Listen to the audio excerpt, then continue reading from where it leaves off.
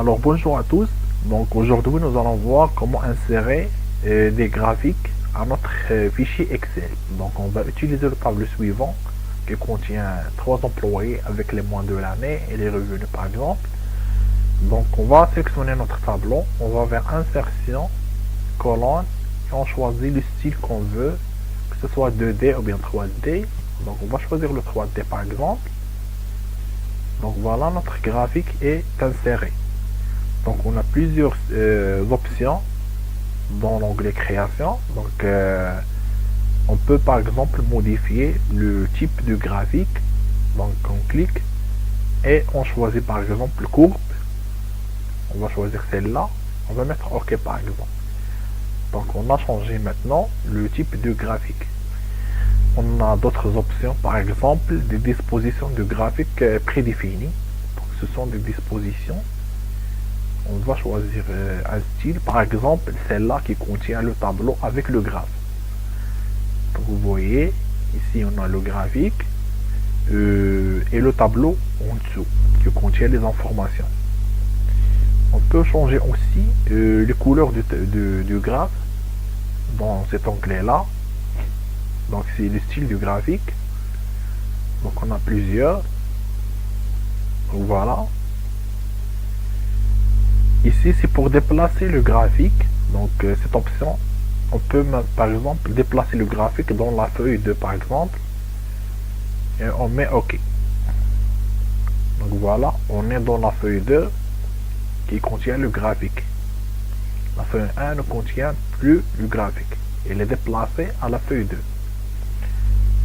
Et voilà. Ici, dans l'onglet disposition, c'est pour changer quelques informations sur le graphe. Par exemple, le titre. Si on veut le cacher, on clique sur aucun. Donc voilà, ici pour le titre en dessous. Donc voilà. Et c'est pour afficher les titres des axes. Pour ajouter une légende. Et voilà. Pour afficher le quadrillage. Donc voilà, on a affiché le quadrillage. Donc ce sont des options pour modifier la disposition manuellement du graphe. Et ici pour la mise en forme. Maintenant on va voir les graphes ou bien les graphes sparkling. Donc on va ajouter sparkling.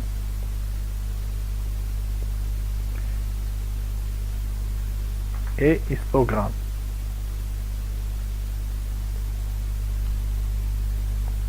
On va dessiner les bordures. Donc on va insérer une courbe sparkling pour l'employé numéro 1. Donc on va insérer, on va vers ligne, donc courbe, donc on va vers courbe, graphique sparkling, courbe, et on choisit les cellules qui sont objets de cette courbe là. Donc voilà. On peut mettre la recopie pour recopier les graphes sparkling vers les autres employés, par exemple 2 et 3. Ici pour l'histogramme c'est presque la même chose, sauf qu'on va choisir histogramme. Donc on va choisir histogramme, on sélectionne les cellules de l'employé 1, on va mettre OK, et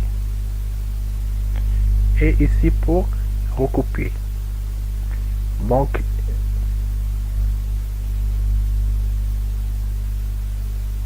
comme ça. Donc chaque histogramme est destiné à chaque employé. Et ici les courbes, chaque courbe est destinée à chaque employé.